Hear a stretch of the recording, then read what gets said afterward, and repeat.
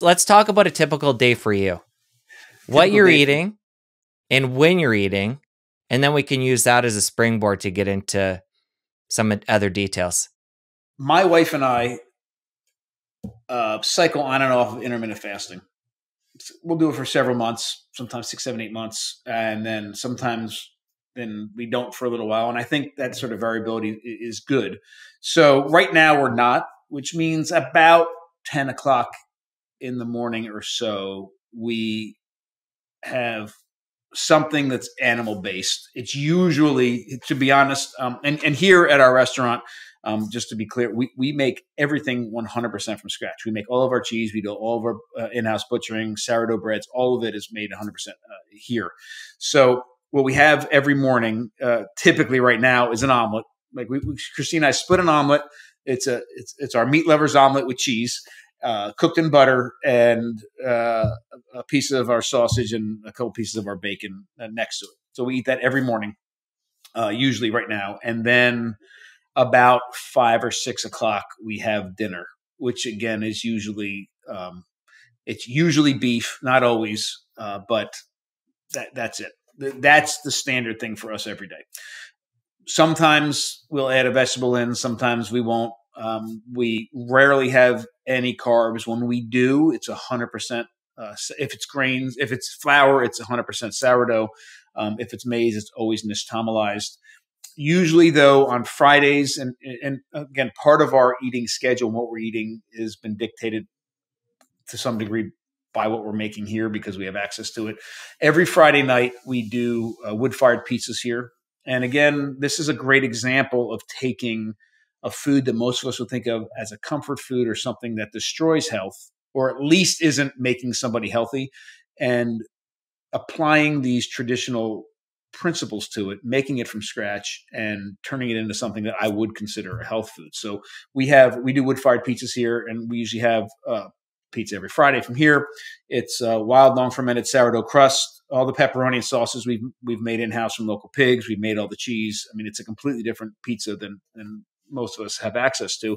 So we do eat that. But that's a typical day for us. If we're out, we still are, we're looking at something from the animal world and bringing that in. And if we have to, we're very selective about the vegetables that we eat. And it's funny because I said what we eat is partially dictated by what we make here, but what we make here is actually fully dictated by the way that we've raised our family for 24 years. We don't use any industrial nut or seed oils.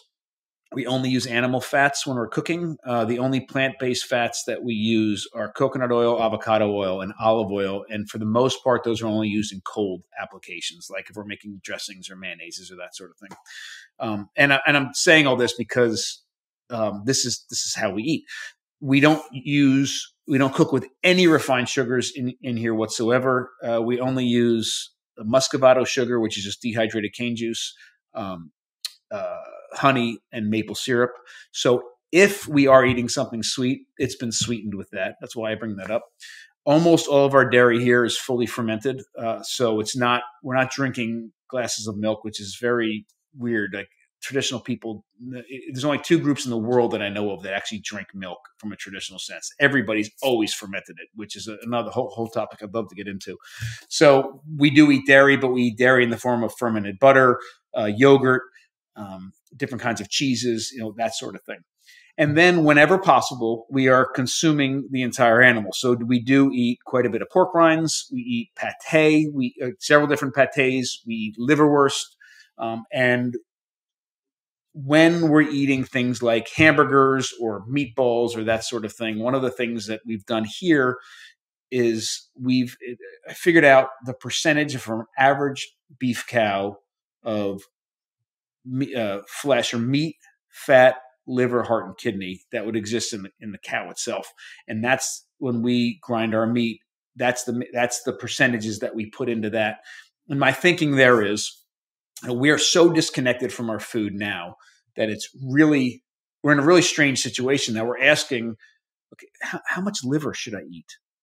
And, if you ask somebody, a hunter-gatherer from 40,000 years ago, who just, made a kill and is dragging it back to camp and said, how much liver are you going to eat? They'd look at you and say, I don't understand the question. I'm going to eat, me and everybody else are going to consume the liver that's there and the heart and the kidneys and the spleen. And we're going to eat all this meat and this fat. And then we're going to go and kill another animal. Like, I don't understand what is this question? It's the strangest question. But since everything's taken apart for us and we can go to the store and select, we're going to get the lean chicken breast over here. And we don't even necessarily never need to see another part of that chicken. And we can get this. We have, how much are we supposed to eat of it? And we're supposed to eat how much was really there when we killed the animal. So those percentages work really well for us. I think from a health perspective, it makes sense, but also from, I mentioned earlier, the ethical and sustainability perspectives, it sits really well with me to not only butcher that way and cook that way, but eat that way. And as a great example, we bring in half pigs here and butcher them. From a half of a pig, we throw out or compost about a half a cup of waste. Everything else somewhere goes into the food that we're making and serving here. And sorry, I went on a little bit of a tangent, so I forget the original question, but I do know that that's about what my standard daily diet is on a regular basis. If you enjoyed that clip, you're going to want to head over here and catch a full episode. I'll see you over there. We are literally the only species on the planet that hires somebody else to tell us what to eat. And we are the sickest we've ever been, despite that, or probably as a result of that. If you are carnivore, if you are keto, if you are vegan, if you are vegetarian,